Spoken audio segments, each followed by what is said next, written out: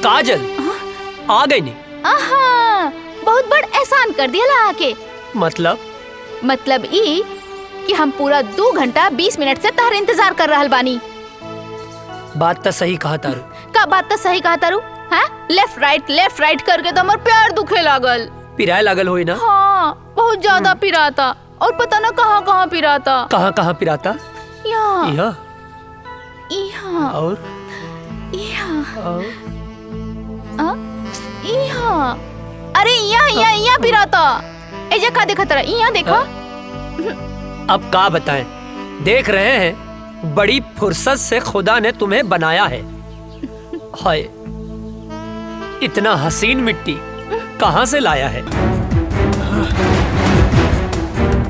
भाग, जल्दी भाग।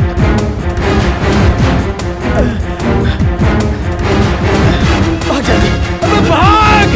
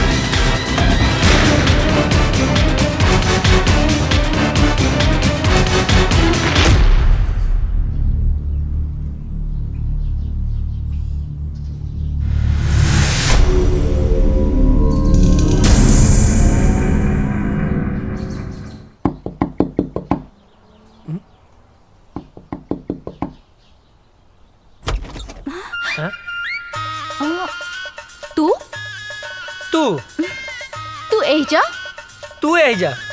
अरे लेकिन ये तो वर्मा चाचा के घर है ना? हाँ, उन्हीं के घर है। वो हमार बाबूजी हमें। अच्छा ठीक बा। हे, पैर पीछे ले। काहे? पहली दफे घरे आए लोग, दाहिना पैर आगे बढ़ावा ना।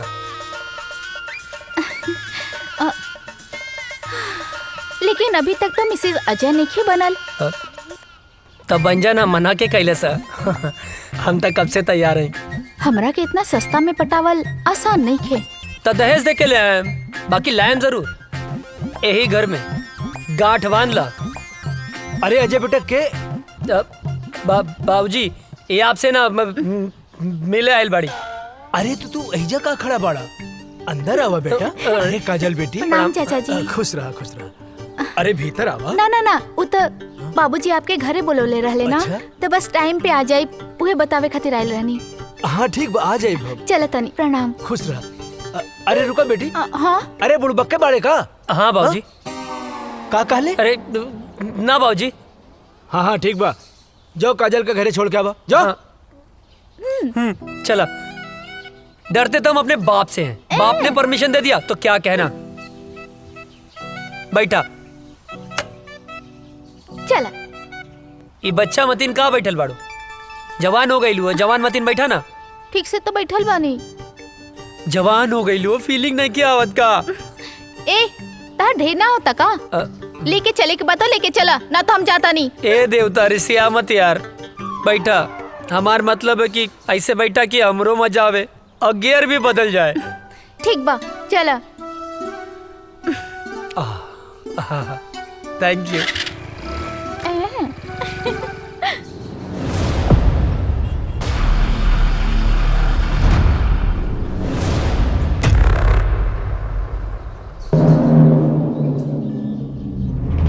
अस्सलाम वालेकुम। वालेकुम अस्सलाम। क्या खबर है? सारी तैयारियां हो चुकी हैं जनाब। इस बार हम लोग चूकेंगे नहीं, बस आपके हुक्म की देरी है। हमारे सारे जवान तैयार हैं हिंदुस्तान के सैनिकों का सर धड़ से अलग करने के लिए। आमीन। जी जनाब। कोई गलती नहीं होनी चाहिए। जैसा आपका हुक्म, बस आपके हुक्म का इंतजार है हमें। ध्यान देना, इस बार मिशन में कोई खलल नहीं होनी चाहिए।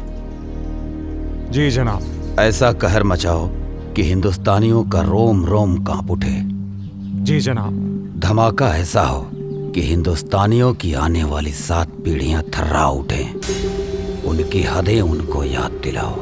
जी जनाब। और जाओ, मुनव्वर खान को भी ये इत्तला कर दो ताकि वो सारी तैयारियां शुरू कर सके। जाओ। जनाब, आपका हुक्म सर आंखों।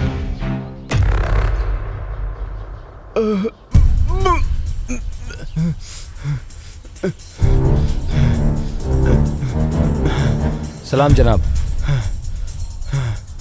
इसको हमने इतना मारा लेकिन इसने फिर भी अपनी जुबान नहीं खोली। जनाब, हम तब से इसे बहुत बेरहमी से मार रहे हैं लेकिन फिर भी ये कुछ बताने को तैयार नहीं है। अबे सुन पाकिस्तानी पिल्ले, मेरी उम्र से क्या अंदाजा लगा रहा है बे? हमारे देश के नौजवानों में इतनी गर्मी है कि तेरे जैसे पाकिस्तानी झेल नहीं पाएंगे। अब तो तेरी गर्मी निकालनी ही पड़ेगी मुझे। बहुत फड़फड़ा रहा है साले। सुन, मैं इसकी गर्दन काट रहा हूं और तू इसका वीडियो बना और हिंदुस्तान में भेज ताकि हिंदुस्तान में कोई भी मर्द पैदा होने से सैकड़ों बार सोचे। इस वक्त की सबसे बड़ी खबर, आतंकवादियों ने हिंदुस्तानी सैनिकों और उनके ठिकानों पर हमला करना शुरू कर दिया है। उन्होंने भारतीय सैनिक का सर कलम कर जय हिंद सर। जय हिंद। सर, एक बैड न्यूज है।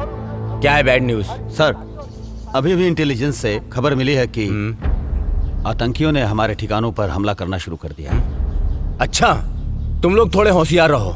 वहाँ पे हम अपने और सैनिकों को लगा देते हैं। उन देशद्रोहियों को उनकी औकात दिखा देते हैं। It's order. ओके सर।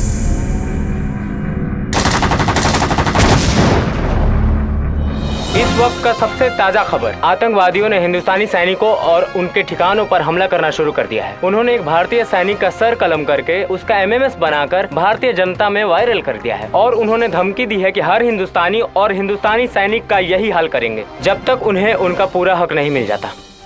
सेना प्रमुख ने आर्मी को पूरी तरह अलर्ट रहने का आदेश दिया है। इस हमले का जिम्मेदार आतंकी संगठन प्रमुख अजहर पठान माना जाता है। अजहर पठान आतंकियों का मुख्य कमांडर है। जी हाँ दोस्तों, ये वही अजहर पठान है जिसका आज तक किसी ने चेहरा नहीं देखा है। देश दुनिया की सारी ताकतों ने इसे पकड़ने का पूरा जोर लगा दिया है लेकिन आज तक वो किसी के हाथ नहीं आया है। हाथ आने की बात तो दूर, किसी ने आज तक उसका चेहरा तक नहीं देखा है। सिर्फ लोगों में उसके नाम का खौफ है। अजहर पठान, अजहर पठान। अब देखते हैं हिंदुस्तानी सैनिक उनकी बुरी नजरों पर कैसे पानी फेरते हैं। आप बने रहिए हमारे साथ देश दुनिया की सारी खबरों के साथ।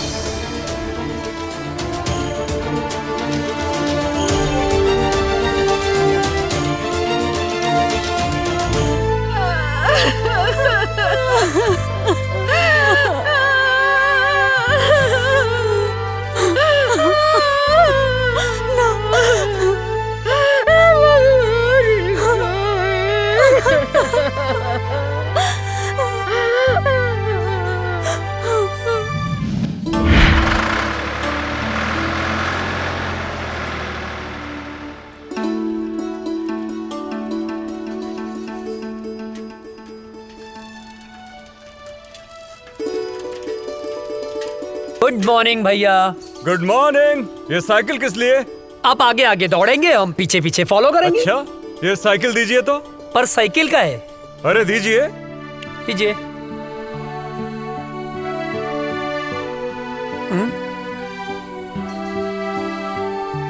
चश्मा दीजिए जरा। चश्मा पर काहे? अरे दीजिए।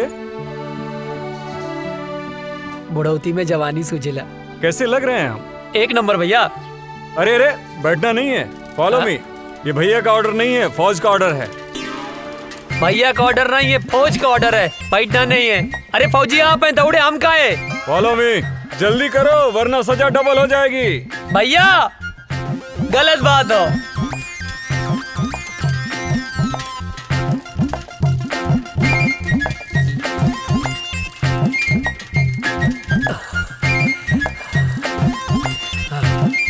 हम न दौड़ब ना जा, आगे हम थक गए नहीं। दौड़ो उठ के। तू ही जा, हम ना जा। अरे उठ जा, क्या पता कब देश को तेरे जैसे जवान की जरूरत पड़ जाए। हमके देश के काम ना आवे क्यों, तू ही काम आवा। अरे पगले, शरीर में फुर्ती रहेगी, ताकत रहेगी तो कभी भी किसी भी समय किसी को भी झाड़ सकता है। गांव में हमसे क्यों ना भिड़ेला, जे भिड़ेला पटक के चाप देला। हाँ। अच्छा ठीक है, उठ जा भाई। आओ बैठो, बेवकूफ कहीं का। लो चश्मा अपना दी। चल बैठ। हमार भैया।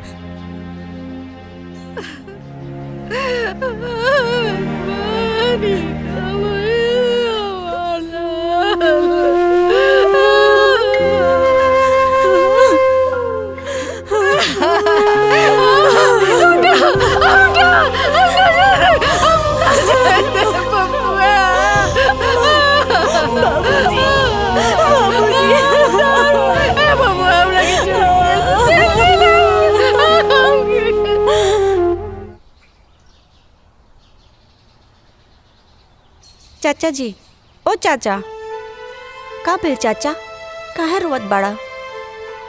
पापा की याद आवत बा का? हमहू रोवत रहनी, लेकिन दादाजी मना कैलन। कहले हाँ कि पापा देश के दुश्मन से लड़े गइल बाड़े। लेकिन चाचा, गांव वाले कहले हाँ कि पापा लौट के कबो ना आई हैं। का ई बात सच है? ना मुन्ना, पापा जरूर रही है, जरूर रही है। चल बेटा। हे भगवान, हमरा पीछे काहे उठा लेला? हमरा पीछे का खेले रही?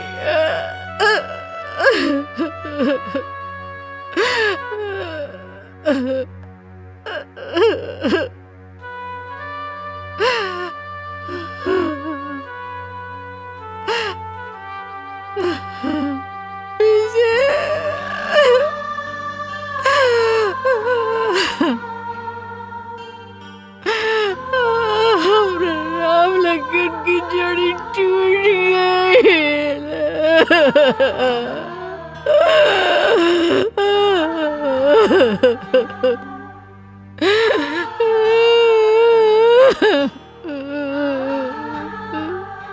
बेतरी नींद ना आवत रहे, तारा गोद में सो जाए। ये सब का हो गेल बबुआ, ये सब का हो गेल?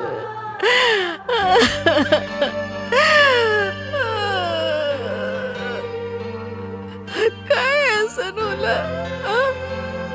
एक जमीन के टुकड़े खातिर भैया हमनी के छोड़ के ना गईले माई।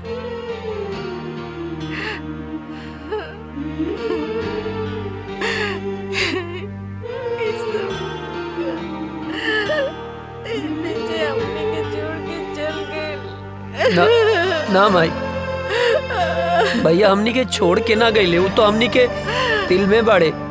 हमरे तोहरे ये पूरा देश के जनता के दिल में बाड़े माई। शहीद के शहादत पर ना आंसू ना बहावल जाला। तू आंसू मत बहावा।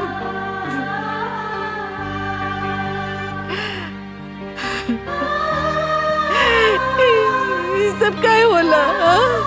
काहे होला? जमीन के चंद टुकड़ों खाती एक दूसरे को जान लेलस। काहे? पता ना। एक माई के कोख उगाड़ देलस, हमर राम लगन की जोड़ी तोड़ देलस।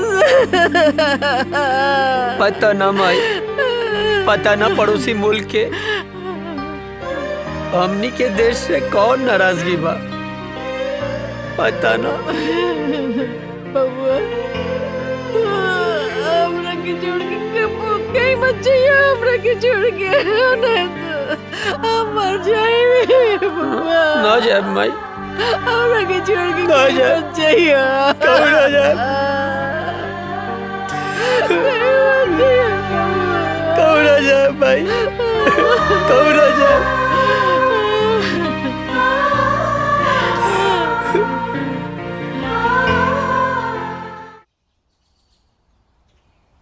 केहू बा चिट्ठी आयल हो, केहू बा चिट्ठी आयल हो, चिट्ठी आयल हो। हाँ आवतानी। हाय ली।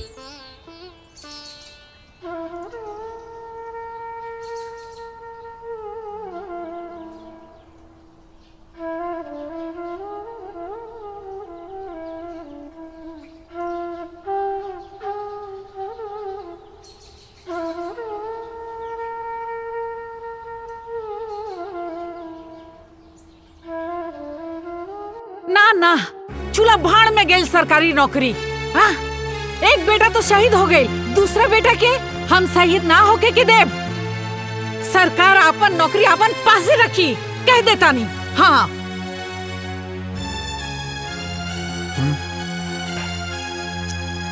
देखा बेटा, बात ऐसन बा कि विजय के शहीद होखे के बाद भारत सरकार ओकरा जगह पे तोहके नौकरी देले बा।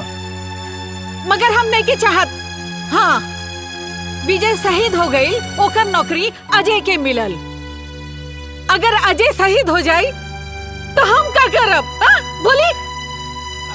अजय के माई, तोहरा दूगो बेटा बा तब इतना सोच रहल बाड़ू। हाँ अजय करी पूरा दुनिया माई बा, वो का सोचत हुई है? बोला कहीं तहरा के भगवान 10 गो बेटा देले रहतन नु तो खुद हम भेज देती न अपने भारत माता के रक्षा करे खातिर। बुझाइल? बात करा ताड़ू। माई बैठा। अरे बैठ। ए माई, बाबूजी ठीक कहा तारे। हमार मतलब है तू ठीक बोला तारो। तू केकर माई हवे बोल? बोले के पड़ी केकर माई है? तब बताओ ना केकर माई हवे।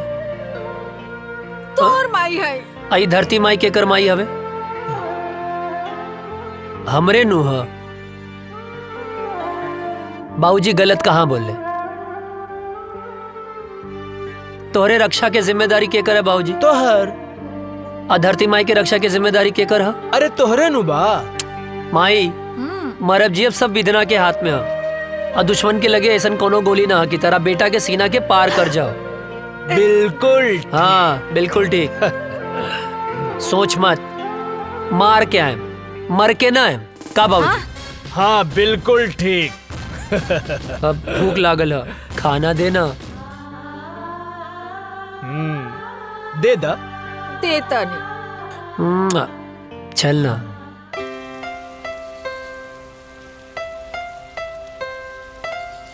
अजय, तोहार रेलवे में सिलेक्शन हो गई।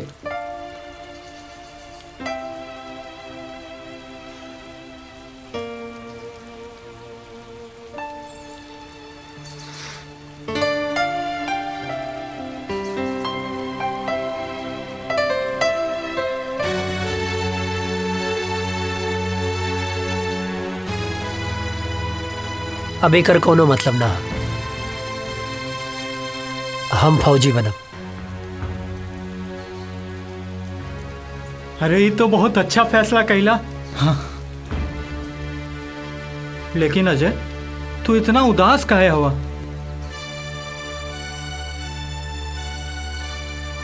तोरा के विजय भैया के याद आवता ना? हाँ यार, बहुत याद आवता। अब ई उदासी के बोझा तू कब तक ढोईबा? देखा, जौन होके रहल तौन तो हो गए। शायद भगवान के यह मंजूर रहल। चाचा चाची, भौजी, भतीजा के समझावा, उनकर हिम्मत बना। अगर तू टूट जाइबा तो उन्हन के का होई? ठीक कहत वे यार। और वो काजल दिन रात तोरे याद में तड़पत बिया। तू तो फोन उठावे लेना। वो हमके अश्याम के फोन करेली बेर बेर।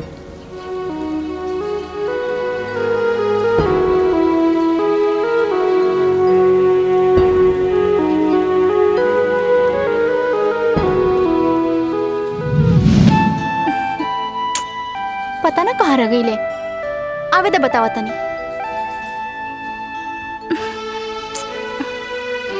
काजल आ गई नहीं? आहा, बहुत बड़ एहसान कर दिया ला आके। मतलब ई कि हम पूरा 2 घंटा 20 मिनट से तार इंतजार कर रहल बानी। बात तो सही कहा तारू। का बात तो सही कहा तारू? हाँ, लेफ्ट राइट करके तो हमार पैर दुखे लागल। पिराए लागल होई ना? हाँ, बहुत ज्यादा पिराता। और पता ना कहाँ पिराता। कहाँ पिराता? यहाँ और यहाँ। अरे यहाँ पिराता। एजा का देखा तेरा? यहाँ देखा। अब का बताएं, देख रहे हैं बड़ी फुर्सत से खुदा ने तुम्हें बनाया है। हाय, इतना हसीन मिट्टी कहाँ से लाया है?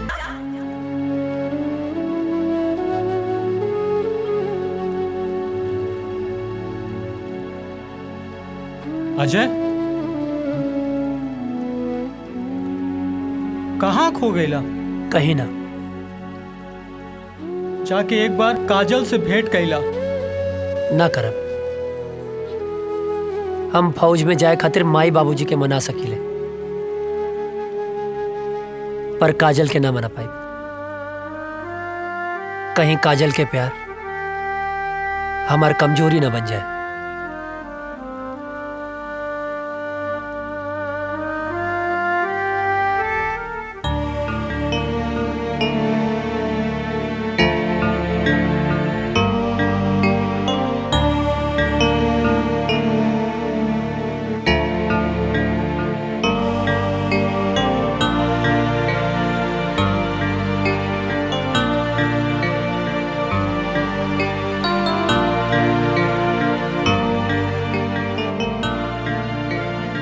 बबुआ,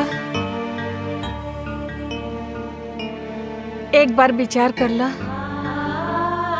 हम माई है ना? हाँ, हम अपन मन के ना समझा पाता नहीं।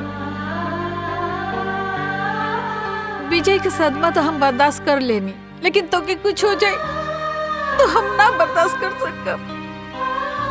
तो के तो खुश होके के चाहिए माई। हमके देश के सेवा करे के मौका मिलल बा। अब ऐसे ताक के ना हमके ब्लैकमेल मत करा। खुशी खुशी भेज ना यार।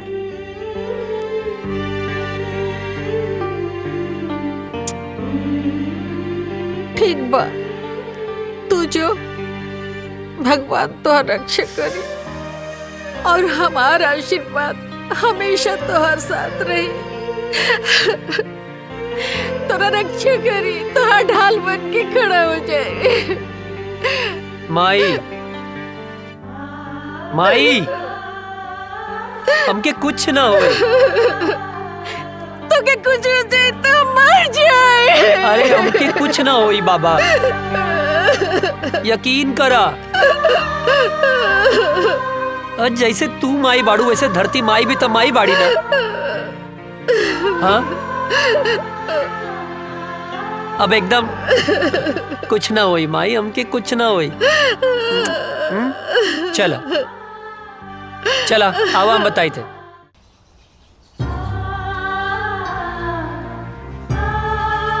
चला खुश रहिए बाबू।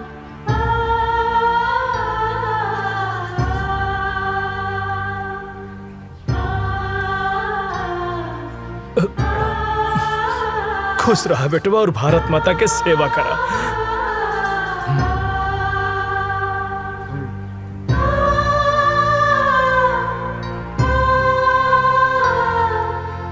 माई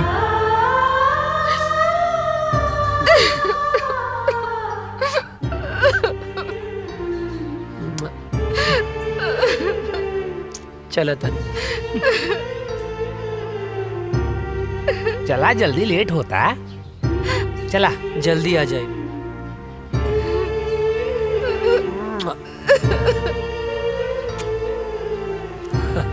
चलो श्याम चला। चाचू जय हिंद। जय हिंद।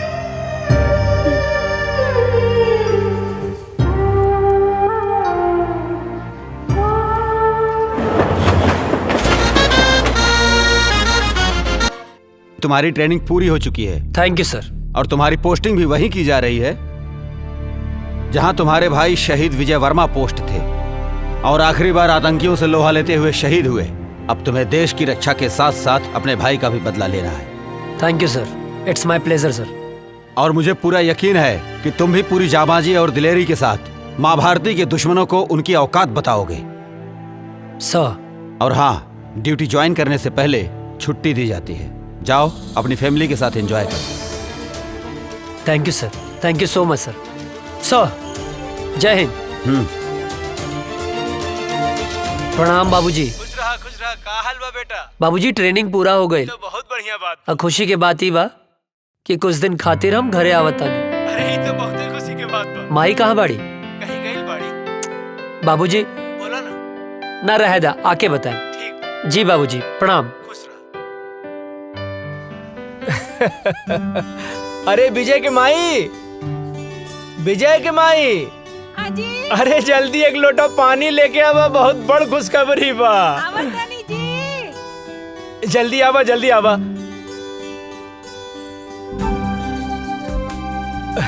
अरे लावा लावा। का खुशखबरी बाजी? अरे रुका भाई, तनी मीठ चाय पीले रहनी है। इला खुशखबरी ई बा, तू ना एहने देखा ना।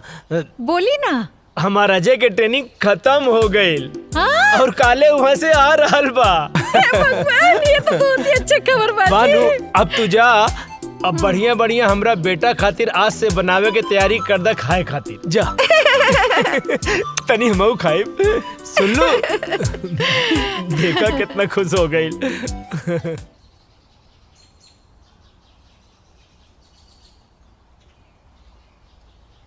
माई माई। अरे हे भगवान।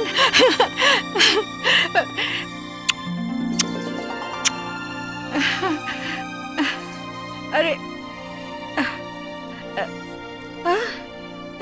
अरे ये का एकदम सुखा कैसे गेल बड़ा?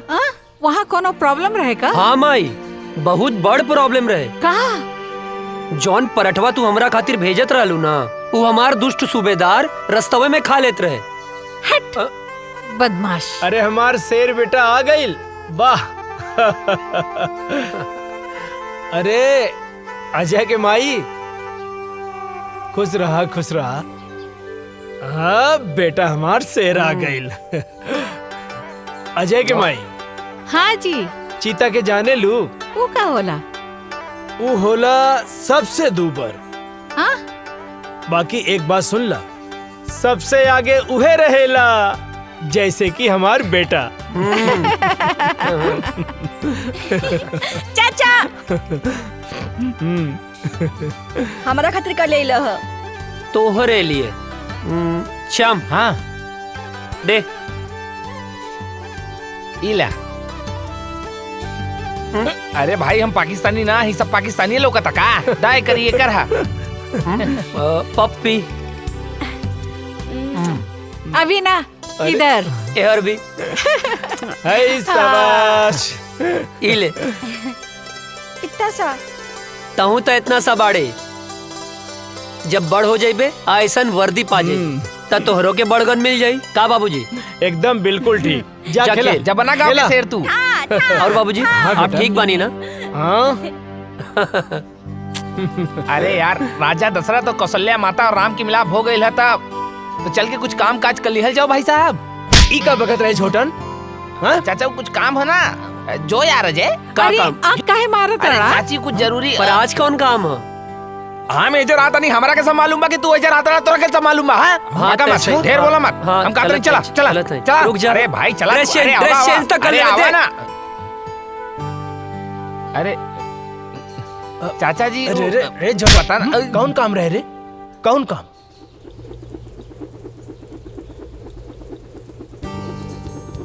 अरे ई ससुरवा सुतल बा, काम बन जाई। यस।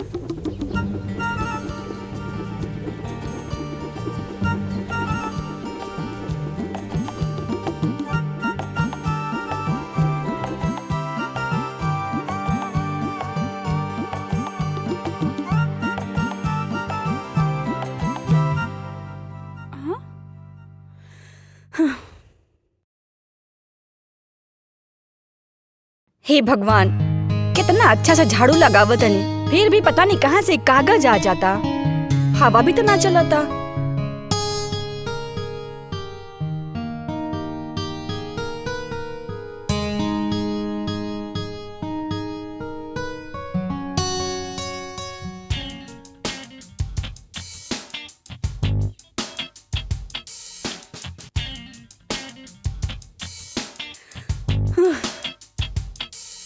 ई कहाँ से आ जाता? ई कुल तो साफ कर दिले रहनी अच्छे से।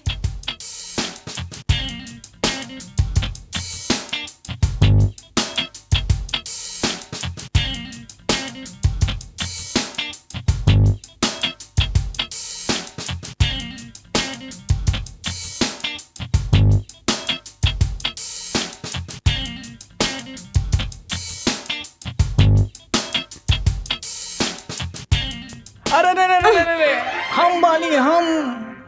तू काहे हमारे घर में चोर खाने घुस गइल बाड़ा? चोरी से? अरे हम तो सीना जोरी से आयल बानी हो, तो हाल बाबूजी से हाथ मांगे आयल बानी। अच्छा, ते ई कूड़ा काहे फैलावत अड़ा? तू समझल करा। धत, तू बड़ा ऊ बड़ा। लागत तो हमार जादू तोरा पे चल गइल बा हो। जब ऐसे पीछे पड़ब राजा, तब जादू चलिए जाई। हमके यही दिन के बहुत दिन से इंतजार रहल। अरे कविता, कहाँ मारू? अरे जल्दी से एक गिलास पानी तो लेके आवा बेटा। हाँ बोल ना। अरे अच्छा यार छूट जाते हैं। कहाँ? हाँ ठीक बा, हम गमला में छूट जाए। हाँ। अरे कविता, कहाँ बाड़ू? अरे हम काहे छुपे? अरे हम तो तोहर बाबूजी से तोहर हाथ न मांगे आयल बानी। धीरे धीरे बाबूजी जाग गई बड़े। अच्छा, एक तरह हाथ मंगवा ना, तब बाबूजी हम दोनों जाने के काटती हैं। अरे बिटिया का करे तारू, जल्दी ले आओ पानी। तू चिंता ना करा, हम तोहर बाबूजी के समझा ना ले। हाँ अच्छा, बाबूजी के समझा ले बा। अरे बात के समझो। एगो आदमी ना घर में घुस आइल रहे और बाबूजी ओकरा के ना मार मार के आज वो टूटल टांग लेके बाजारे में भीख मांगता। का बात करा तू? हाँ। टूटल टांग? अरे हम भीख ना मांगा। सुना, हमके कहीं छुपा देना। कहीं छुपा देना। हे भगवान बचा लिया हमको, कुछ नहीं करा हम। हे भगवान। अरे बेटा कविता, कहाँ रह गइलू? इली बाबूजी आगे नहीं। का बिटिया, काहे इतना देर लगा देलू पानी लावे में? अरे बाबूजी गिलास धोवत रहनी है। अरे बाप रे, इतना सुंदर लड़की के ऐसा राक्षस ऐसा बाप। हे भगवान बचा लिया। अरे हम 100 किलो के लड्डू चढ़ा दे, प्लीज हमके बचा लिया। हमारे हाथ पैर टूटे वाला बा। हम भगवान, हम कबो पीछा नहीं करब। भगवान बचा लाना। हम जिंदा हमके बचा लो भगवान, बचा लो।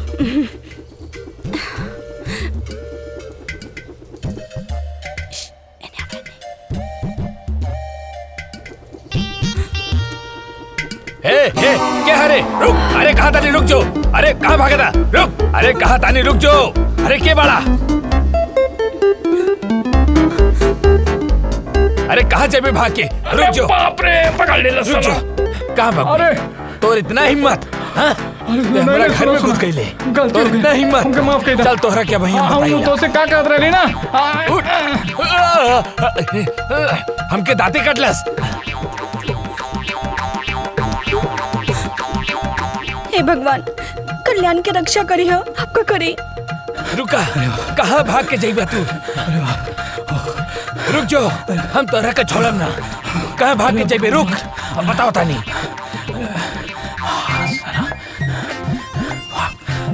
भाग भाग जल्दी भाग।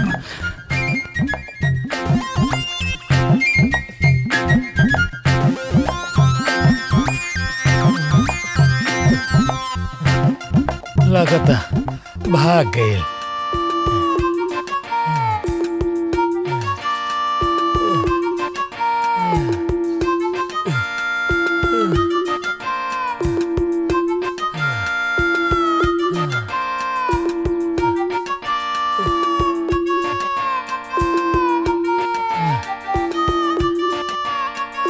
लगता भाग गए। खैर वो हमके चाहे जब मिली हम ओकरा के छोड़म ना। चाहे जब मिली हम ओकरा के छोड़म ना।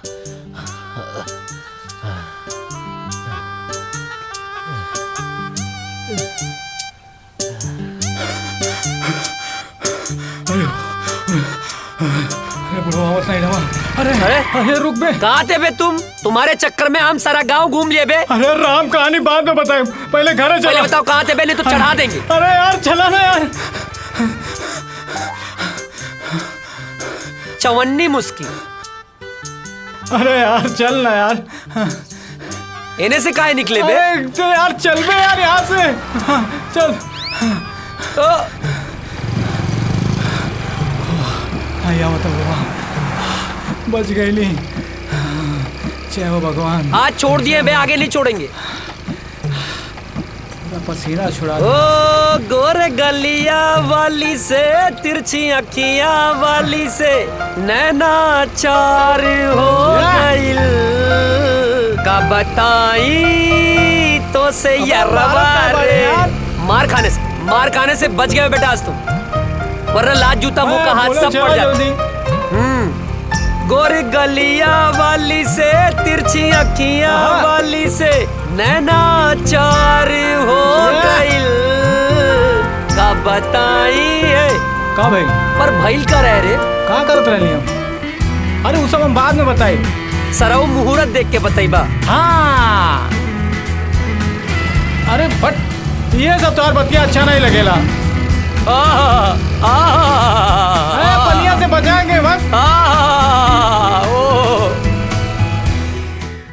का बताई तो से यरवारे हमरा प्यार हो गए। तो बताओ ना, मारत काहे बाड़े? चुप कर, खाना खाइबे? हाँ। ए माई, दूजे के खाना लेके आओ, हमरे साथे बुक्कड़ भी आइल बा। कल्याण? हाँ। फेमस हो गई ले बे। अच्छा। हाँ, हाथ धो ले।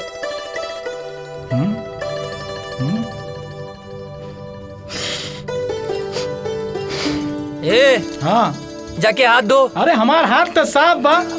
साफ बा? सलून के पानी कितना दिन में बदले ले? जबले कीड़ा ना पड़ेला। अबे गंदा हो रहा। जाके हाथ धो। जाता ही। एक बार कुकुर के पूंछ सीधा हो सकेले, बाकी तू ना। इला चाची गोड़ लगातानी। चेत रहा, बैठा।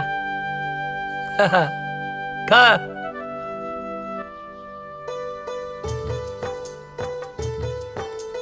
ए चाची, हम तो ठीक बानी, बाकी हमार बड़की भौजी कहाँ बानी? माई के गेलवाड़ी। हाँ, यही से तो खाना हमके पकावे के पड़ा था। तनी अजय के समझावा, हाँ जल्दी से ब्याह कर ले। हमरो के हाथ पटावे वाली चाहिए ना। वो नैहर गईली, छुटकी बहू आ जाई तो हमार साथे हाथ पटाई ना। हाँ, और नहीं तो का। और वैसे भी बुढ़ापा में काम कहाँ पावेला। ढेर ना होता। नहीं। बहाव के रोक, गति के धीमा कर। हाँ हाँ हाँ। ओकरा के काहे धमकावा ताड़े? हाँ, हम सब बुझिले। अरे हमार माई, यार ड्यूटी और ब्यूटी, नौकरी मिलते ही बियाह कर ले।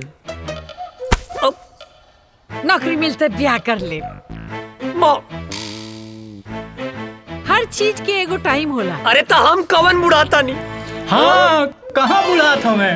आई, चुप कर। माँ, आज ये तोर बाबूजी से हम बात करत नहीं, तोर ब्याह खातिर। माई, चुप। खाना खो, हम पानी लेके आवता नहीं। सब तोरे वजह से भइल बा। अरे बढ़िया तो बा। अरे फौजी बनने से पहले फौजी मिल जाए। अरे सराउ, जिंदगी गर्द मत करा। अरे तब प्यार से बोलना। बहाव के रोक, गति के धीमा कर।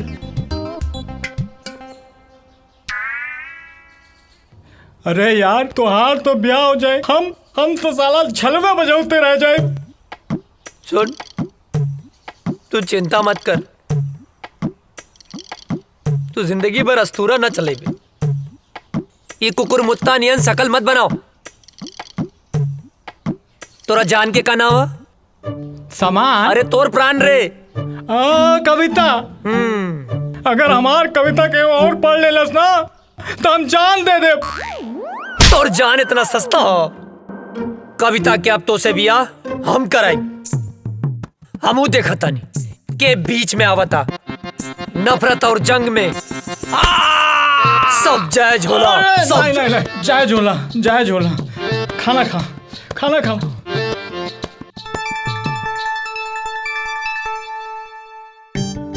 तू चिंता मत करिए। हाँ, नहीं करम, हम एकदम चिंता नहीं करम। माई, अरे पानी देना यार। सुना बिटिया, हाँ बाबूजी। हम जाता नहीं कुछ काम से। हाँ। हाँ, थोड़ा ध्यान रखिए। हाँ ठीक बा बाबूजी।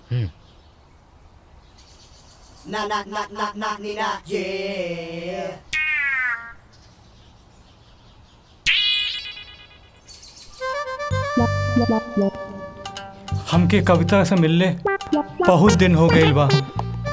आज जाके कविता से मिलब। हाँ, बढ़िया मौका बा, जाता नहीं।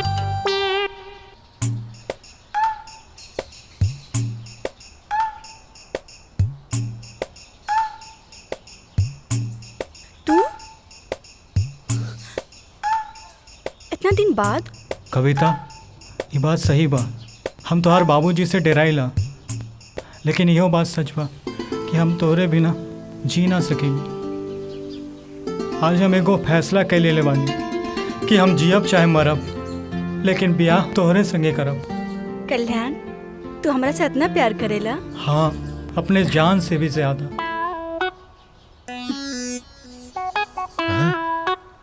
तोहरा के जान ही देवे के पड़ी।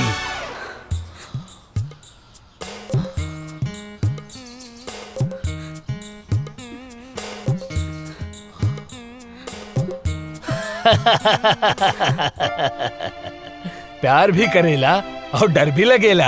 हाँ? हम दरअसल देखे के चाहत रानी कि तू हमरा बिटिया के सच्चा प्यार करेला कि नहीं। काहे से कि जे सच्चा प्यार करेला ना, ओकरा में हिम्मत अपने आप आ जाला। और आज हम बहुत खुश बानी कि तू सच्चा प्यार करेला और हिम्मत दिखौला। अब हम निश्चित हो गए बानी कि तू हमार बिटिया के ध्यान रखबा, ओकरा प्यार करबा। अरे अरे, जुग जुग जिया बाबूजी। तेरी अखा का यो काजल कर देता है मैनू घायल।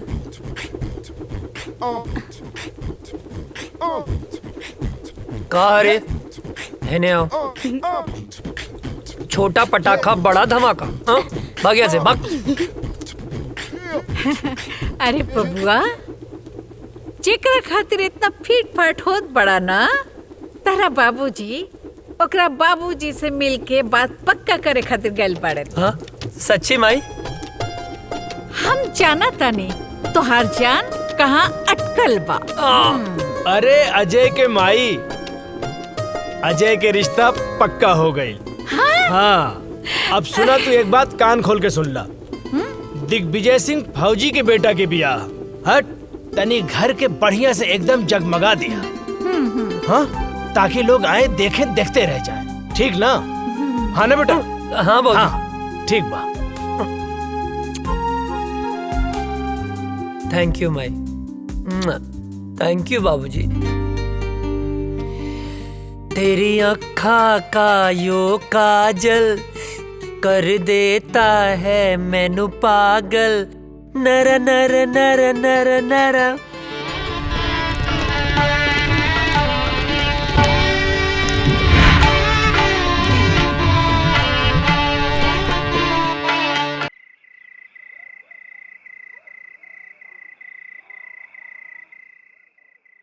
अजय, अजय, ए काजल, का भइल? काहे रोत तारू? तारा के लेवे खातिर कुछ जवान लोग आइल बड़े। वो काहे बदे? वो लोग कहता रे कि ऊपर से ऑर्डर बा, तारा के जाए के पड़ी। ए पगली, एहर देखा। अरे तय में इतना रोवे के कौन बात बा? ऑर्डरे नु आइल ह। हम फौजी हैं, जब जब ऑर्डर आई हमके देश के रक्षा खातिर जाए के पड़ी। आई तो हमार फर्ज है। तो हम का हैं? का हमरा खातिर तार कोनो फर्ज नहीं खे? देखा काजल, देश से अपन तुलना मत करा। एक जवान के लिए पहला फर्ज होकर यह रहेला कि वो पहले अपने देश की रक्षा करे। तू हमार प्राण हो, तुहार हर सांस हमरे सांस में बसेला। एहर देखा, हमार ताकत बना, कमजोरी मत बना। बनबू ना? हंसा, जाके हमार वर्दी ले आवा।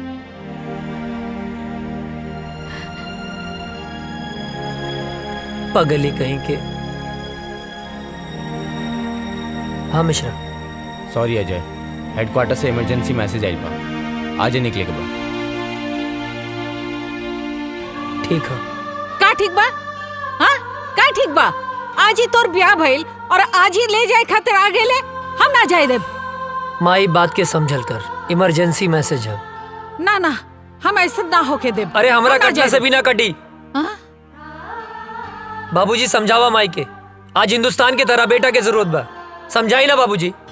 का समझाई? अजय के माई, जेकर बेटा फौज में होला ओकर माई बाप के करेजा पे पत्थर रखे के पड़ेला। हंस के विदा करा बेटा के, हंस के घर वापस आई। समझल कर माई, हम फौजी हैं, हर बात पे रोल धोल ठीक ना होला। चला विशाल। अजय,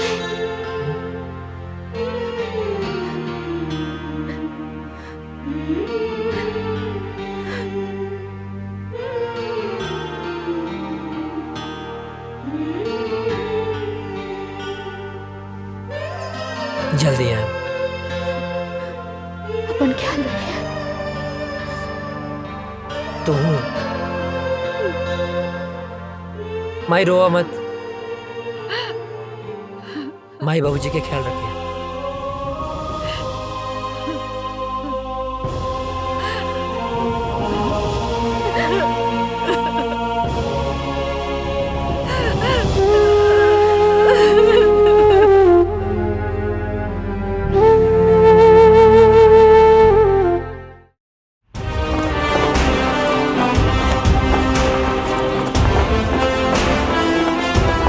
गांव का सफर कैसा रहा अजय? बहुत अच्छा सर। माँ और बाबूजी सब ठीक हैं? एकदम बढ़िया सर। चलो ठीक है, साइन करो और आज से ड्यूटी ज्वाइन सर।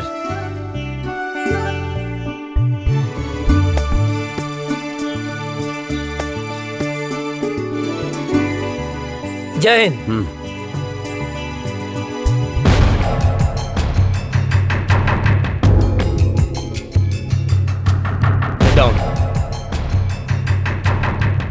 सर अचानक इमरजेंसी मीटिंग बुलाने का मकसद?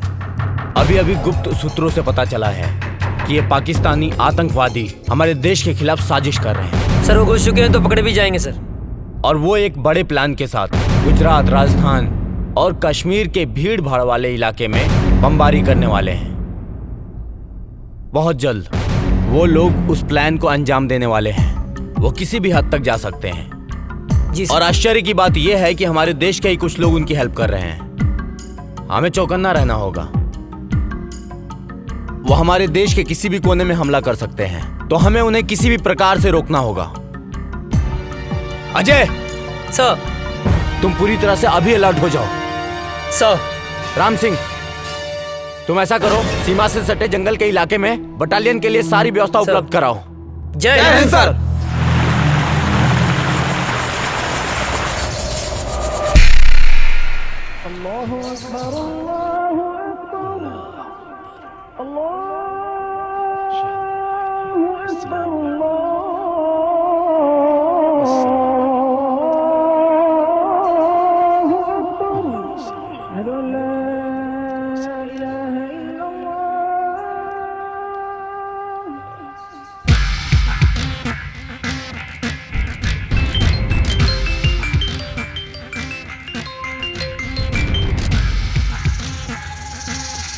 जी बॉस, हुक्म कीजिए। धारा 370 खत्म होने से हमारे सिपाहियों के इरादे कमजोर तो नहीं हो रहे हैं? नहीं बॉस, हमारे इरादे तो और भी पुख्ता हो गए हैं। वाह। कश्मीर हमारा था, हमारा है, हमारा ही रहेगा इंशाअल्लाह। आगाज तो उन्होंने किया था, खत्म हम करेंगे। बहुत खूब, आमीन।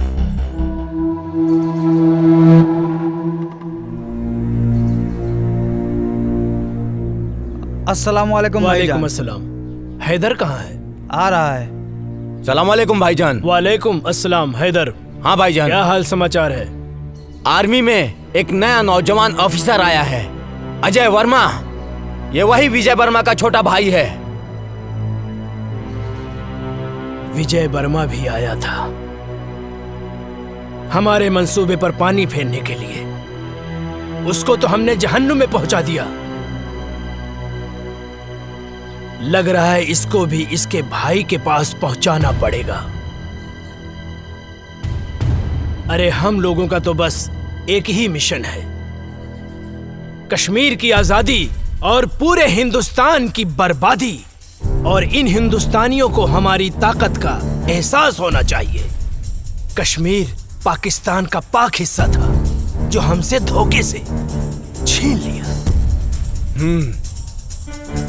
हमारे शरीर में खून नहीं, बारूद है, बारूद। जो हमसे टकराएगा उसके चिथड़े उड़ जाएंगे। हमारे जीने का मकसद है कश्मीर की आजादी। नारे तकबीर, अल्लाहू अकबर, नारे तकबीर, अल्लाहू अकबर, नारे तकबीर, अल्लाहू अकबर।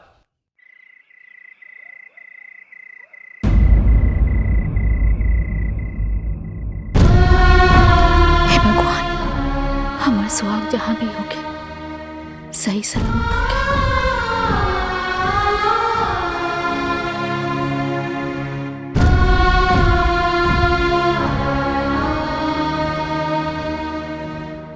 हे देवी मैया, हमारे बेटा की हिम्मत और हौसला दी।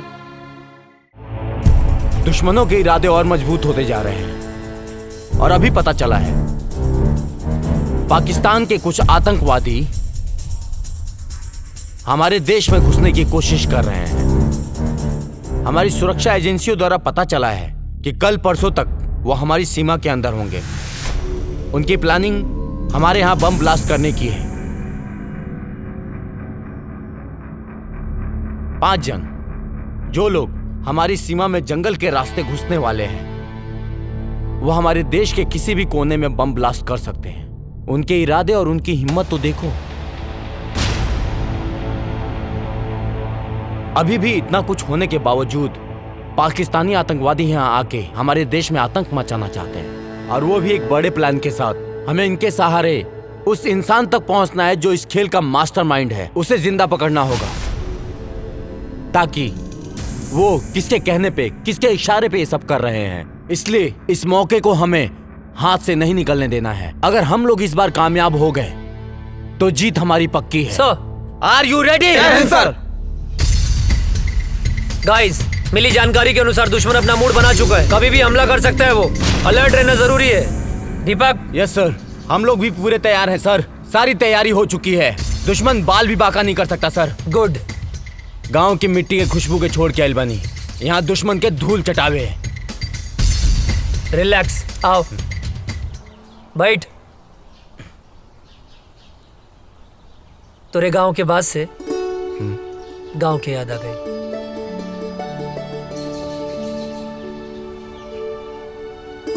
भाभी के फोटो है का?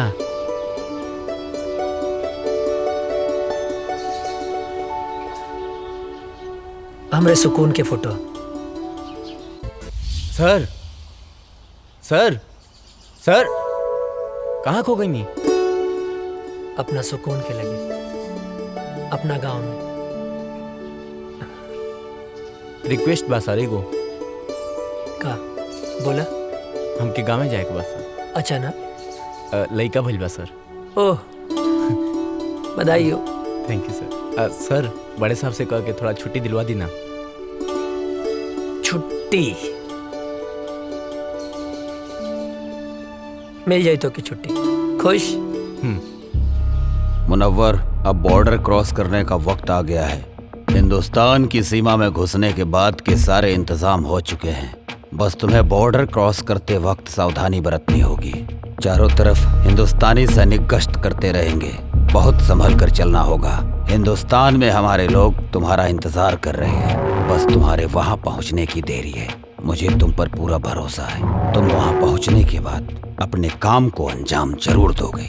इस बार हम काफिरों को सबक सिखा कर रहेंगे। खुदा हाफिज।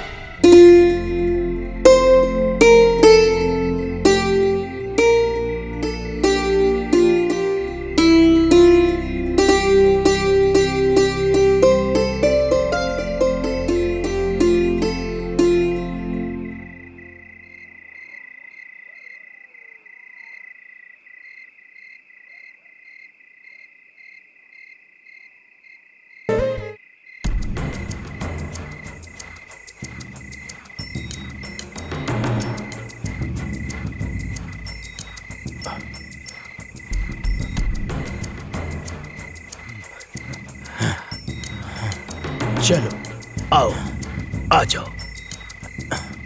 यहाँ से 5 किलोमीटर दूर हमारे लिए गाड़ी खड़ी है। यहाँ से वहां तक जाना है और कुछ दिन हिंदुस्तान में रुकना है। हम अपने मिशन को कामयाब बनाएंगे, समझे? आओ। जी।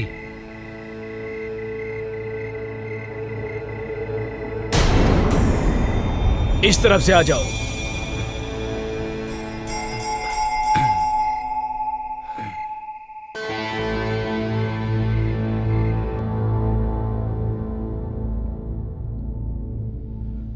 रुक जाओ।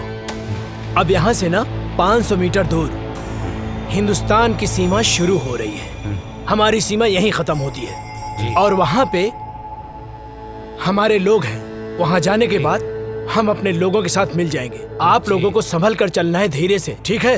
चलो, एकदम सबको चौकन्ना रहना है, क्योंकि यहाँ पर सैनिक गश्त हमेशा करते हैं। जी जनाब। सबकी नजरों से बचते बचते हमें आराम से धीरे धीरे चलना है, ठीक है?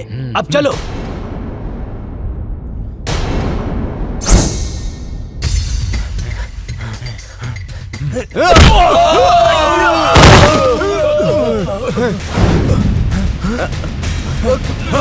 कहाँ गया?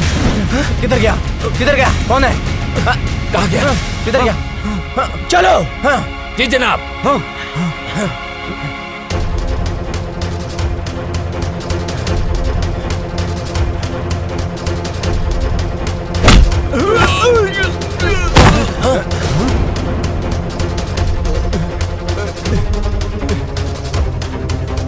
चलो चलो चलो चलो, हम अपनी सीमा में चलते हैं। आओ आओ जल्दी।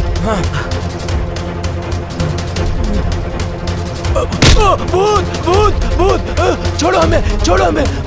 ये मेरा तौबा, मेरा अल्लाह का तौबा, मेरे बाबा का तौबा। तू छोड़ दे मुझे, मैं कभी हिंदुस्तान में नहीं आऊंगा। अरे फौजी,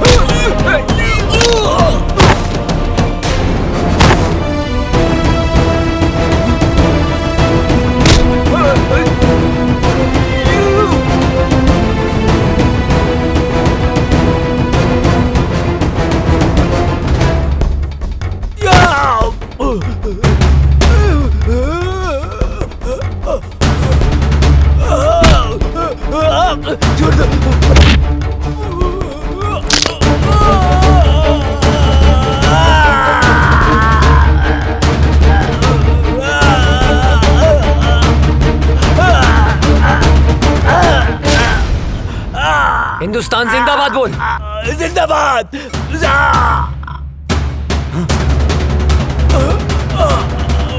ना तुम लोगों का ईमान है, ना तुम लोगों का धर्म।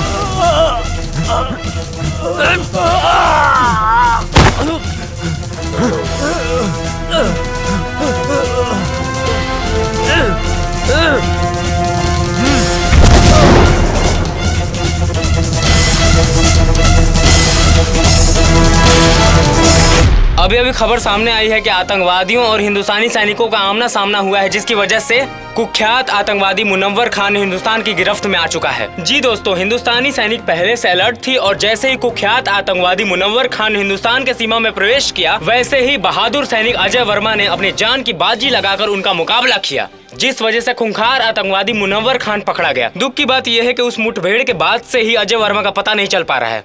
खूंखार आतंकवादी मुनव्वर खान से पूछताछ जारी है और अभी भी लापता अजय वर्मा को ढूंढने का प्रयास किया जा रहा है।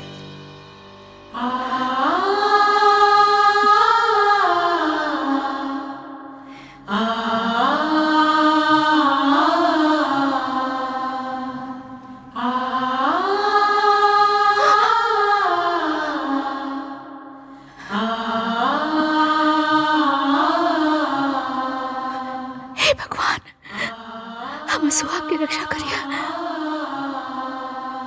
एक दिल दहला देने वाली खबर सामने आई है, अजय वर्मा शहीद हो चुके। जी हाँ, सेना प्रमुख के द्वारा बयान जारी किया गया है कि मुनव्वर खान के साथ मुठभेड़ में ब्लास्ट हुआ था, जिसके बाद से ही अजय वर्मा का कोई पता नहीं चल पा रहा है। ब्लास्ट की जगह से कुछ सामान बरामद हुए हैं, जो सामान अजय वर्मा का बताया जा रहा है। इसी से अनुमान लगाया जा रहा है कि अजय वर्मा शहीद हो चुके हैं। इससे पहले आतंकवादियों के द्वारा मुठभेड़ में अजय वर्मा के बड़े भाई भी शहीद हो चुके थे। अजय वर्मा को ढूंढने की बहुत कोशिश की गई, लेकिन कुछ पता नहीं चल पा रहा है। ब्लास्ट वाली जगह से अजय वर्मा के कुछ सामान मिले हैं, जिससे ये अनुमान लगाया जा रहा है कि अजय वर्मा शहीद हो चुके हैं।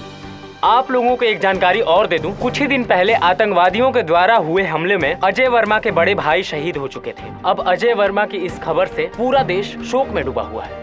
सोचिए, अजय वर्मा के माँ बाप के दिल पे क्या बीत रहा होगा, जिनके दोनों जवान बेटे देश की रक्षा करते करते शहीद हो चुके हैं।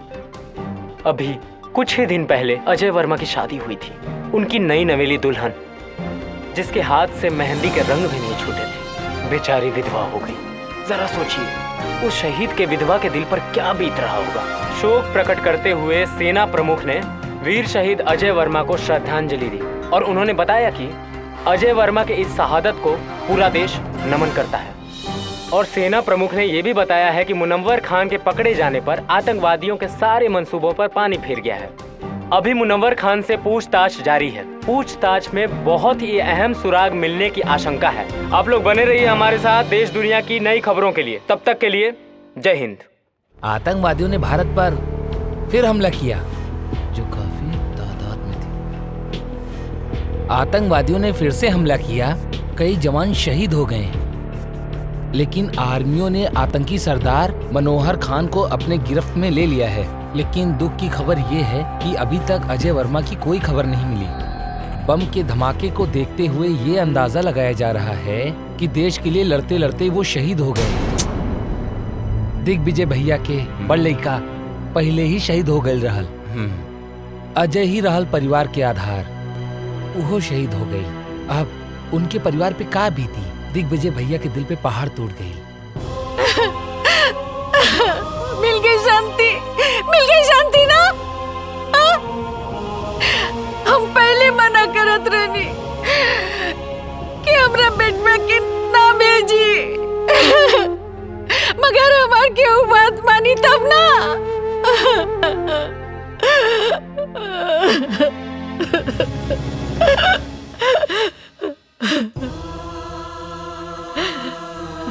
भाई हमारे बेटा के लाश खेता दिखा दो।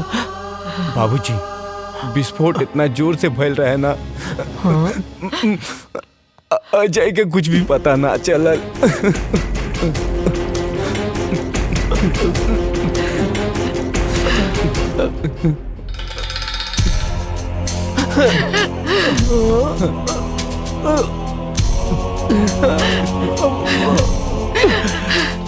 मिल गई शांति, मिल गई ना। हमार वंश के आखिरी दिया बुझ गई। माई का भइल? इतना काहे रोता रू? और ये फोटो पर माला? हाँ बहू, हमार बेटा अजय देश के खातिर शहीद हो गए। ना बाबूजी ना, ये का कहा तनी आप? हाँ ऐसा नहीं क्या हो सकत। हाँ? माई देखा तू रोआ मत। हाँ अजय जिंदा हवन, तू काहे रोत बाड़ू? हाँ अरे तोहर माथा फिर गइल बा का? हाँ अपन जिंदा बेटा के शोक मनावत तारू? हाँ कहा तानी कि जिंदा बाड़े। हाँ देखा हमारा अजय के धड़कन सिर्फ हम महसूस कर सकता नहीं। हाँ हमरा के इनका धड़कन महसूस हो रहा बा। नहीं मान सकत अजय जिंदा हुवन। बहुत हिम्मत बता हरामी, लेकिन अब हमार दोस्त अजय जिंदा नहीं खन, शहीद हो गए बाड़े। शर्म नहीं आवत? हाँ एगो फौजी होके एगो जिंदा फौजी के शहीद बोला तारा? शहीद हो गई? हाँ ना वो शहीद नहीं खन हो सकत। कोनो दुश्मन के बम या गोली में इतना ताकत नहीं खे कि हमार सुहाग के हमरा से छीन ले। हाँ माई देखा तू रोआ मत। हाँ देखा तू शांत हो जा। हाँ अजय है जिंदा हुए। अजय जिंदा हुए, जिंदा बड़े। हाँ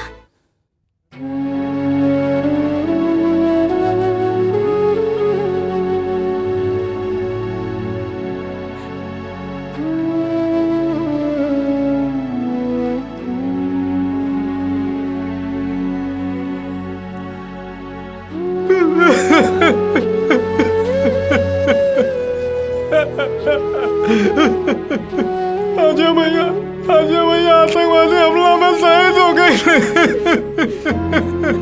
कल्याण मत रो, काहे कि ये भगवान के मंजूर रहे। भगवान इतना निर्दयी कैसे हो सकेले? चाची रो रो के पागल हो रहे मालिक। और काजल मौसी के तुम पता ही नहीं भाई कि उनके सुहाग उजड़ गई। भगवान इतना निर्दयी कैसे हो सकेले, कैसे हो सकेले।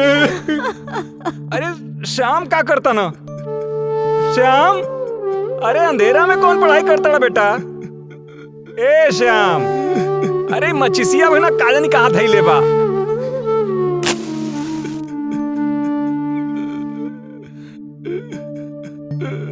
अरे इधर रोता। श्याम, का भइल बेटा? काहे रोता बेटा? का भइल? का भइल का? वो अजय बोलत रहे कि आतंकवादी हम तोहरा के ना छोड़ब, तो ओकरा के ना छोड़े के चाहत रहे ना, तो हमके काहे जोड़ के चल गइल? हम तो ओकर यार रहनी ना, गद्दार थोड़ो है जो हमके छोड़ के चल गइल। बेटा तू ठीक कह रहल बाड़ा बेटा। बेटा मत रो बेटा, हम तुम्हारे साथ बानी बेटा, हम तुम्हारे साथ बानी बेटा, मत रो बेटा, चुप रह बेटा, शांत हो जा।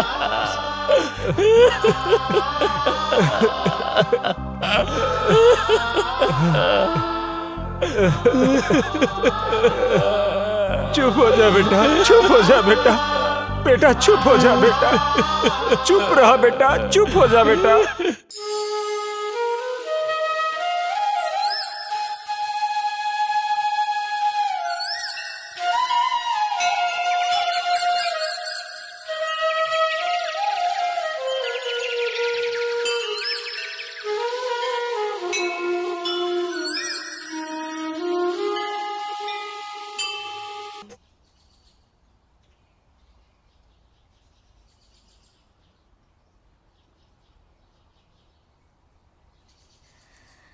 बहू,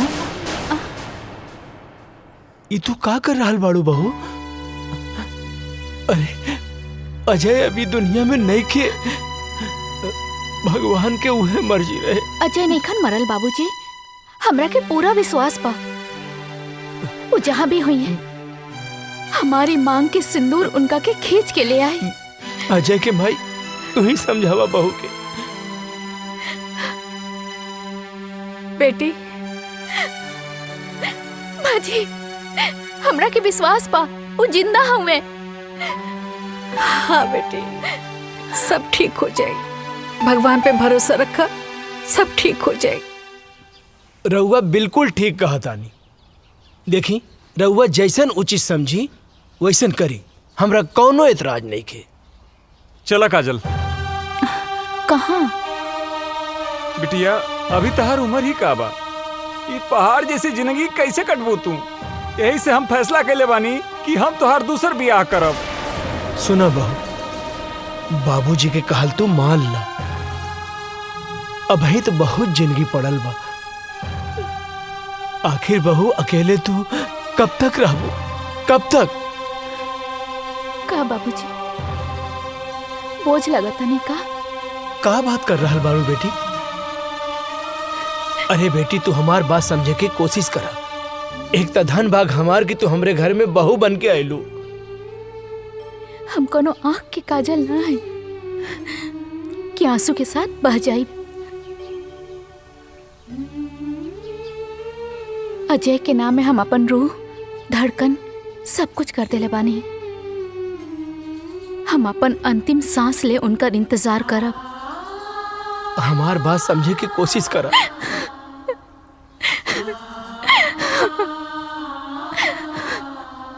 मुनव्वर खान, सच सच बता, बता कौन है तेरा बॉस और कहां कहां तुम लोग की प्लानिंग है ब्लास्ट करने की? तू ऐसे नहीं बताएगा, लगता है तुम्हें हिंदुस्तानी आर्मी का पावर दिखाना पड़ेगा। मुनव्वर खान, तू हिंदुस्तानी फौज के कब्जे में है।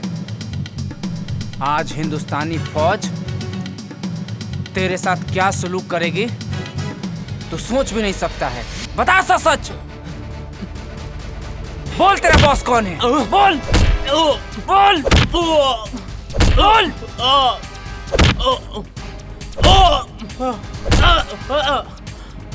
बोल कौन है बॉस तेरा? ए फौजी, तू ना चाहे मेरी जान ले लेगा ना, तो भी नहीं बता सकता मैं, समझा? मैं कुछ नहीं बता सकता, मैं मर जाऊंगा लेकिन नहीं बता सकता, समझा?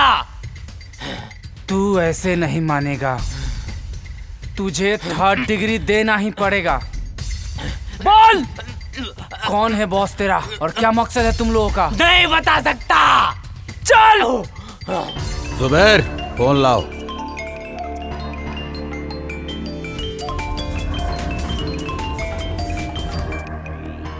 अजहर।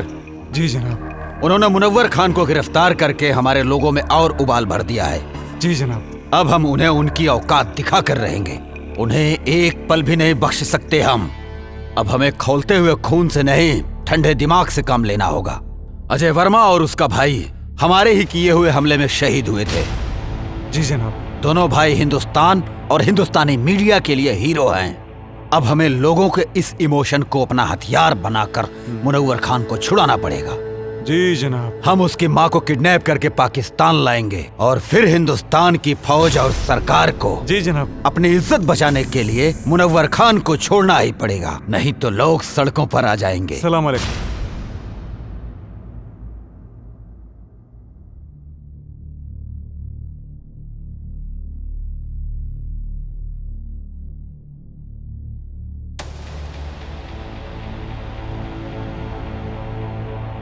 हे देवी मैया, हमार कलेजा के टुकड़े के काहे छीन ले लो, ओकरा बिना कैसे जी, ओकरा बिना हम कैसे जिया तानी माई? हम मर जाए, अब हम मर जाए। हाँ, हमरा लाल के साथ का कहलू, ओकरा के कुछ कैसे हो गल मैया? तू तो पूरा संसार के माता बड़ो, तू तो जाने लू, ओकरा बिना काजल कैसे रही माई? हमरा परिवार के पुकार तो तू सुन सकेलू ना भाई? हाँ, तू तो जाने लो, ओकरे बिना हम ना रह सकब, ओकरे के कुछ कैसे हो गए? हम मर जाए, हम मर जाए, हम ओकरे बिना ना रह सकब, हमार बच्चे के लौटा दी माए। तू तो माई बड़ू, हमो माई है, हमार दिल के टुकड़े के लौटा दी।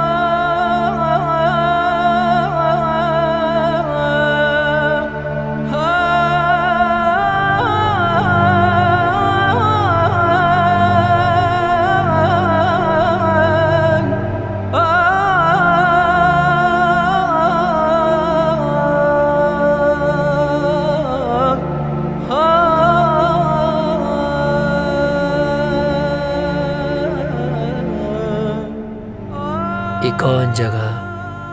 पाकिस्तान है।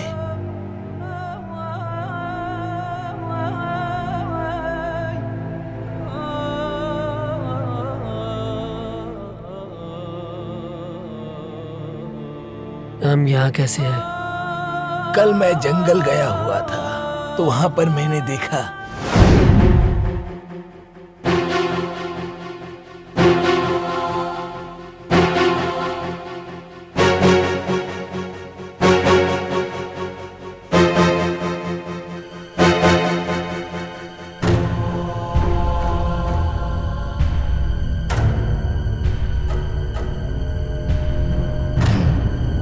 ये कौन है?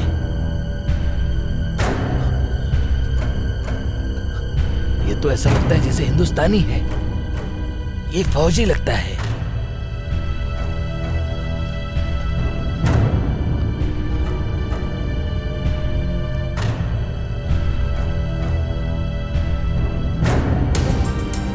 इसे हमें बचाना होगा। अगर किसी ने देख लिया तो प्रॉब्लम हो जाएगी। वैसे भी हिंदुस्तान पाकिस्तान एक ही तो था। कुछ लोगों ने इसको बांट दिया। या अल्लाह। 6 महीना बाद भी हमके होश आ गए। अबले हम जिंदा हैं। जरूर कोनो खास मकसद है। हमरे वतन के साथ साथ हमार माई और काजल भी हमारे इंतजार करत हुई हैं। हमके जल्द से जल्द अपने वतन लौटे के पड़ी।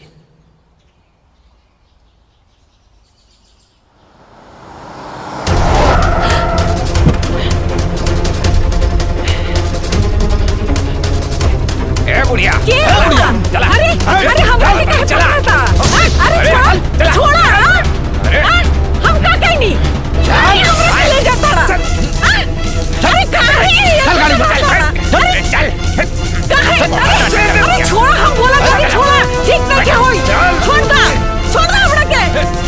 अरे हम बोला था कि हमरा के छोड़ दा। चुपचाप बैठ। गाड़ी करा। अरे छोड़ा हमरा के। हमरा क्या के हो? अरे क्या है? बता रहे हमरा के छोड़ा। चुप कर।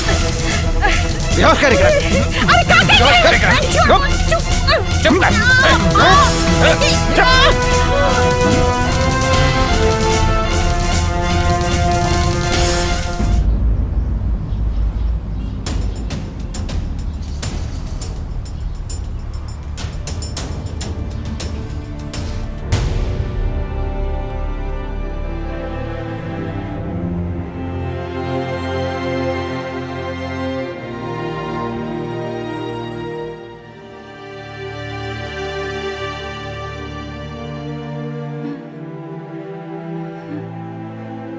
ये हम कहाँ बनी?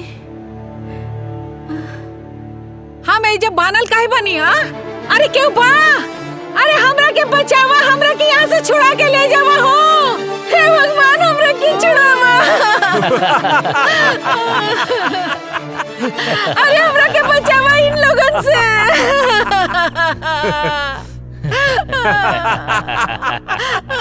क्या बड़ा तू लोग? काहे क्या हमरा के यहाँ ले आल बड़ा? का कहने वाली तोरी के? चुप बुढ़िया। बताता हूँ कि तुझे क्यों लाया हूँ यहाँ। तुम्हारे दोनों बेटों को अपने आदमियों से मरवाया था मैंने।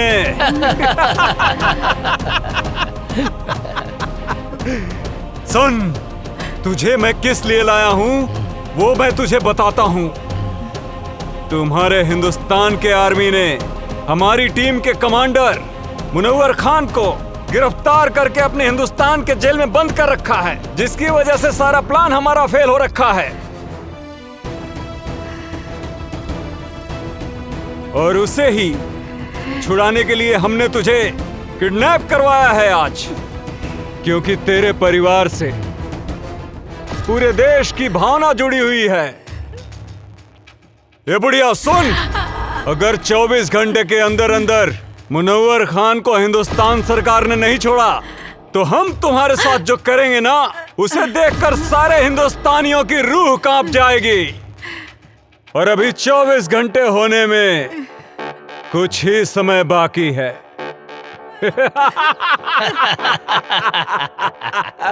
इधर वक्त खत्म हुआ और तुम्हारा वीडियो वायरल।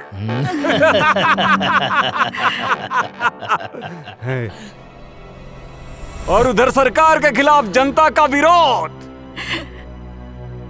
और विरोध इतना भयानक होगा कि मुनव्वर खान को हिंदुस्तान सरकार को छोड़ना ही होगा। वक्त तो अब खत्म होने वाला है। उससे पहले एक आखिरी बार हिंदुस्तान सरकार को वक्त देने दो। भगवान तू लोग के कभी ना माफ करिए। हाँ दरिंदो, हमरा के छोड़ी, हम बेकसूर बानी, हमरा के काहे पकड़ के रख ले बड़ा।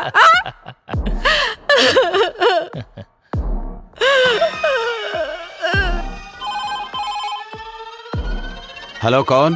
कैप्टन, क्या हुआ? कब छोड़ रहे हो मुनव्वर खान को?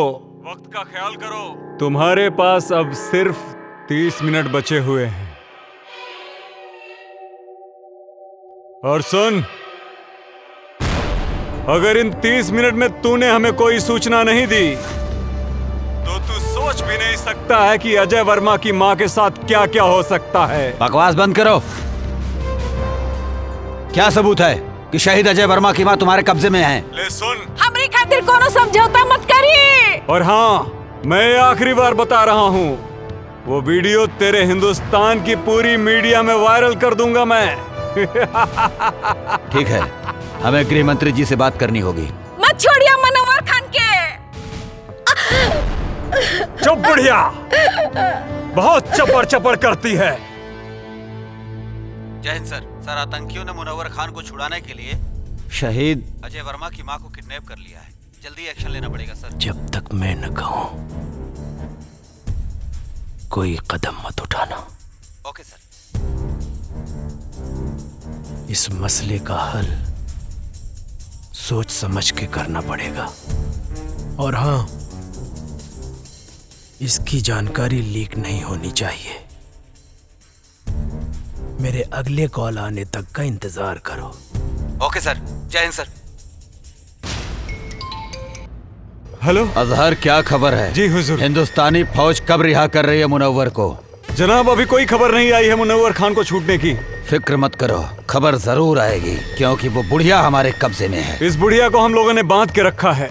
अगर मुनव्वर खान को नहीं छोड़ा तो हम लोग आगे की कार्रवाई शुरू करेंगे। बहुत खूब, सारे सिपाहियों को चौकन्ना रखो, बस हम भी वहाँ पहुँच ही रहे। हमें आपका इंतजार है।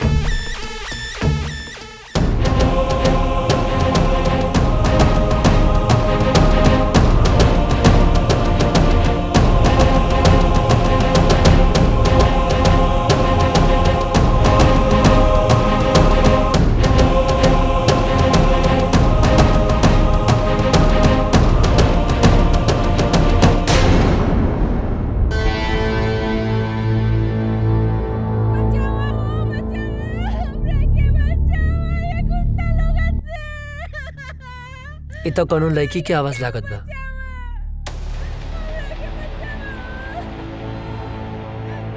ना, हमें चक्कर में ना पड़ सकीला, न तो ये लोग के पता चल जाए कि हम इंडियन हैं। लागत है ज्यादा मुसीबत में बाड़ी। का करी भगवान?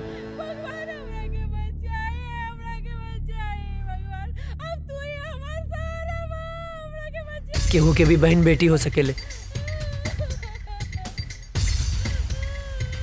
ओकर रक्षा करब हमार फर्ज है, हमार फर्ज है। हमरा मदद करी, हमरा के बचाए। इतना माई बाड़ी, हमरा के बांध के रखल बा, हमरा के बचाए।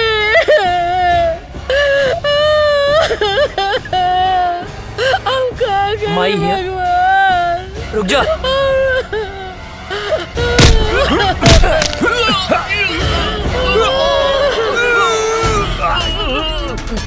अजय! अजय! बाबा जिंदा बड़ा! हे भगवान! क्या लगला? बनी।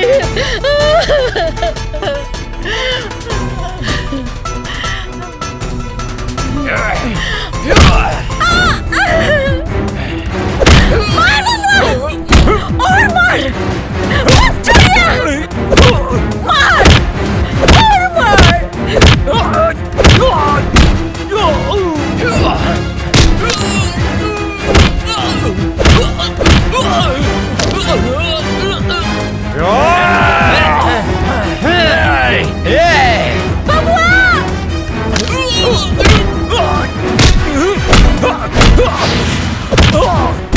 विजय के ये लोग मर ले रहे हैं बबुआ।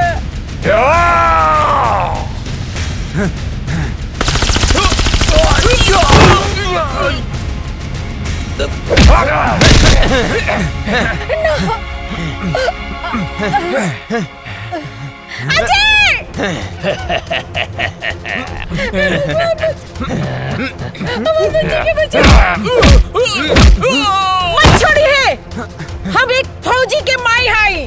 मार बेटा, इन्हीं के छोड़िए मत।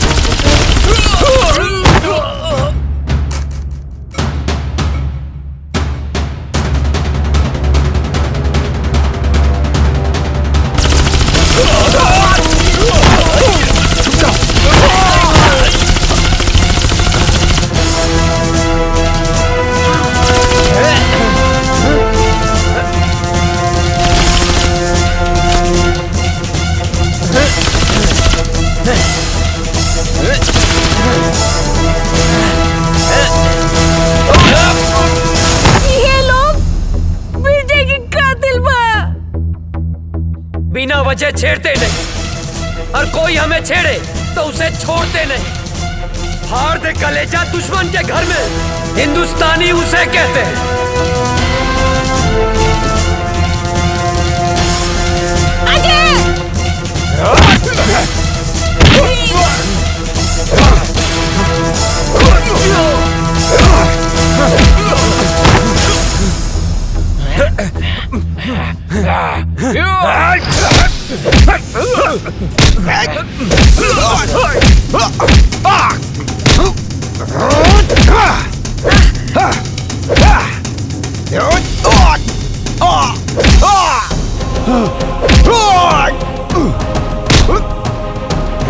जब हम तुम्हें नहीं छेड़ते तो तुम क्यों छेड़ते हो? कश्मीर क्यों नहीं छोड़ते? कश्मीर हमारा है। तुम एक मुनव्वर मारोगे तो 100 मुनव्वर पैदा होंगे। तुम एक मुनव्वर मारोगे तो लाख पैदा होंगे। लाख!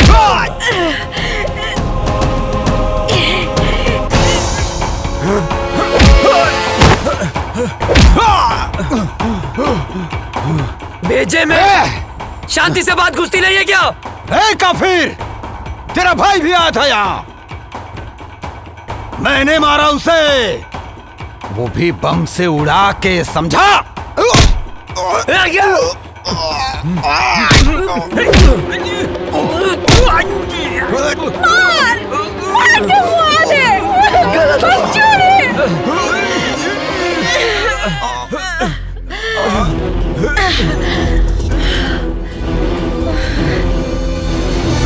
तुझे क्या लगा मेरे भाई को मार के सांस बंद कर दूंगा तेरी, जान ले लूंगा तेरी, तेरे इसी पाकिस्तान में मार डालूंगा तुझे। हिंदुस्तानी हूं मैं अजय, हिंदुस्तानी हूं मैं, हिंदुस्तानी।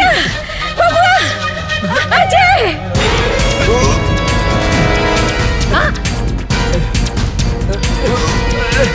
बेटा,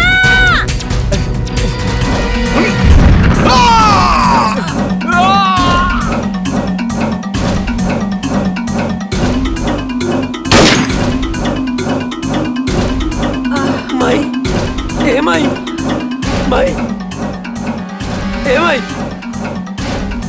ए माई उठना, देखना तोर बेटा गेल माई। ए माई उठना माई, आँख खोलना। हाँ माई, अजय तोर बेटा। अजय बेटा, हम काले रानी ना के हम आ जाए, देख आ गए नीना। कहाँ रहला माई के छोड़ के इतना दिन? गलती हो गई माई, गलती हो गई। जाना था ना, तोहर बाबूजी, काजल बिटिया, तोहर भाभी, तोहर भतीजिया चिंटू, यहाँ तक के पूरा गांव हमार बबुआ के हमार अजय के इंतजार करत रही। बेटा तू हमने के छोड़ के कहाँ गई? कहीं न जाए मैं।